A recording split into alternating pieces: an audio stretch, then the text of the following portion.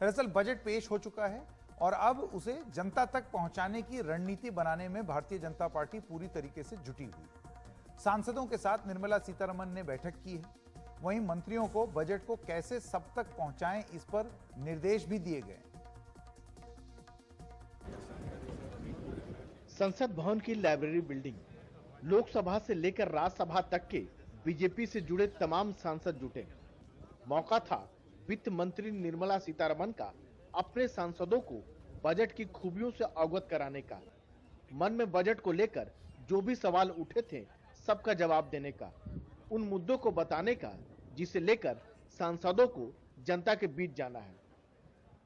देखिए, आम जनता तक ये बात पहुंचनी चाहिए कि किस तरह से माननीय प्रधानमंत्री श्री नरेंद्र मोदी जी के मार्गदर्शन में माननीय वित्त मंत्री जी ने जो बजट पेश किया है वो सर्वस्पर्शी और सर्वसमावेशी है। सबको एक इंक्लूसिव बजट है जिसमें सबको साथ लिया गया है। इसमें चाहे हम किसान भाइयों की बात करें, चाहे हम महिलाओं की बात करें, चाहे हम ओबीसी एससी एसटी क्लास की बात करें, चाहे हम युवाओं की बात करें, आर्टिसंस की बात करें विश्वकर्मा के माध्यम से, तो कोई भी ऐसा क्षेत्र या कोई भी ऐसा वर्ग नहीं है जिसके बारे में इस बजट के अंदर कोई ना कोई प्रावधान ना रखा। बीजेपी को यह लगता है कि बजट में आम जनता के फायदे से जुड़ी बहुत सारी बातें हैं जिसका जनता तक पहुंचना बहुत जरूरी है। महिलाओं, गरीब तबकों और मिडिल क्लास के लिए बहुत कुछ बजट में ऐलान किया गया है। बजट हमारा अच्छा है, इसलिए हम उसको लेके जा रहे हैं, इसलिए हम एग्रेसिव हैं कि हमने बजट बहुत अच्छा दिया है। जहाँ दुनिया में टैक्स लग रहे हैं वहाँ दुनिया में हम टैक्स पे एग्जम्पशन दे रहे हैं। जहाँ पिछले कई वर्षों से लोग कहते थे साहब lower class, lower middle class employees को कहाँ छूट मिली, वो 7 लाख का हमने छूट दे दिया। तो हमारा बजट अच्छा है, इसलिए हम एग्रेसिव हैं। देखिए, जिस बजट हमारा मनरेगा के बारे में कुछ नहीं कहा और जहाँ आंकड़े देखिए कि हमारे सबसे रिकॉर्ड नीचे वाले आंकड़े 60,000 करोड़ दे रहे हैं, पिछले साल से 33% कम।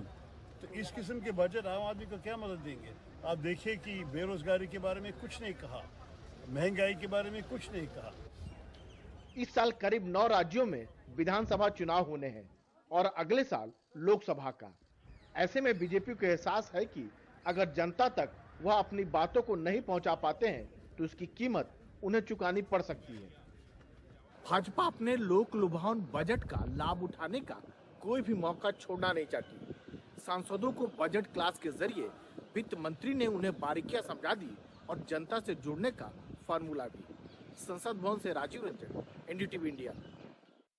अब देखिए क्यों जरूरी हो जाता है और उसमें 2-3 चीजें एक साथ हुई हैं। बजट में आमतौर से ये माना जाता है ना कि ये तो जो थोड़ा सा आपके बिजनेस टाइप के जो लोग हैं उनके मतलब की चीज है, लेकिन इस बजट में जो कुछ हो रहा है उसको सीधा आम आदमी से जोड़ना, इस कवायद में और चुनाव से इसको लिंक करने में बीजेपी क्यों इंटरेस्टेड है? 2024 की तैयारी हो रही है। दरअसल आम आदमी तक बजट पहुंचाने में यह पार्टी जुटी हुई है। आप जानते हैं, जैसे कि अभी आपने देखा सांसदों की वित्त मंत्री के साथ एक अहम बैठक हुई। वित्त मंत्री ने बजट में के जो अहम हिस्से थे वो सांसदों को समझाया। जाहिर सी बात है उनको भी डिटेल्स नहीं मालूम होगी, लेकिन ये करने की जरूरत क्यों पड़ रही है? जेपी नड्डा ने मंत्रियों की अलग अलग समिति बनाई है। मंत्रियों को राज्यों में बजट पर कॉन्फ्रेंस करने के लिए कहा गया है कि बैच बनाइए और जाके इसको एकदम ग्राउंड लेवल तक पहुंचाइए। दरअसल बीजेपी चुनाव से पहले नरेंद्र मोदी सरकार के काम को आम लोगों तक पहुंचाने के एजेंडे पर जोर देने की कोशिश कर रही है। और इसमें आपको एक और चीज की तरफ ध्यान आकर्षित करते हैं कि प्रधानमंत्री का बीजेपी के नेताओं को एक सख्त संदेश भी है, एक नहीं 2 बार, कि आप ये जो बेकार के मुद्दे हैं ना, फिल्म, अलग अलग बातें जो है वो गाना, कपड़े, जो बात बात पे आहत हुए चले जा रहे हैं, इन सब चीजों को छोड़िए, जरा बजट पर ध्यान दीजिए। कौन सी स्कीम पर हम कितना गरीब आवंटन कर रहे हैं उस पर ध्यान दीजिए। वो मुद्दा लेकर के जाइए जनता तक।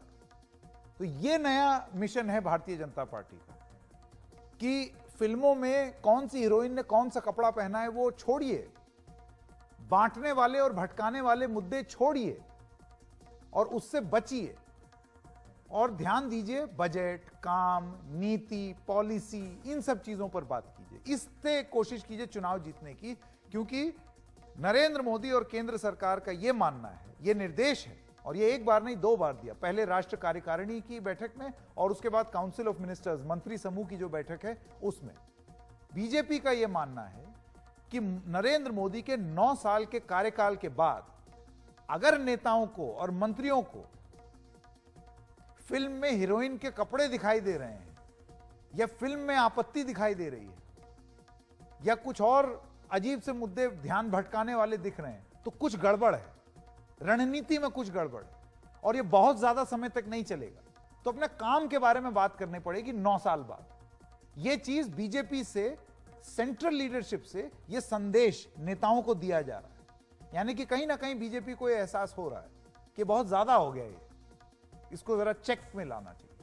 पीएम ने मंत्रियों से कहा है कि सरकार के कामों को आम लोगों तक आपको पहुंचाना होगा और पीएम ने 2 बार यह बात दोहराई, जैसे कि हमने आपको बताया नेशनल एग्जीक्यूटिव और काउंसिल ऑफ मिनिस्टर्स में, क्योंकि ये G20 का वर्ष है, यानी कि ये संदेश जो है वो सही जाए विदेश में भी और घर में भी। और सभी मंत्रियों से उनके किए गए कामों की भी जानकारी मांगी गई है, क्योंकि अभी 9 साल का जश्न मनाएगी सरकार, तो जानकारी मंत्रियों को भी देनी होगी और ये जानकारी केंद्र सरकार से मंत्रियों को, लोगों तक भी पहुंचानी होगी। दोनों चीजें होंगी।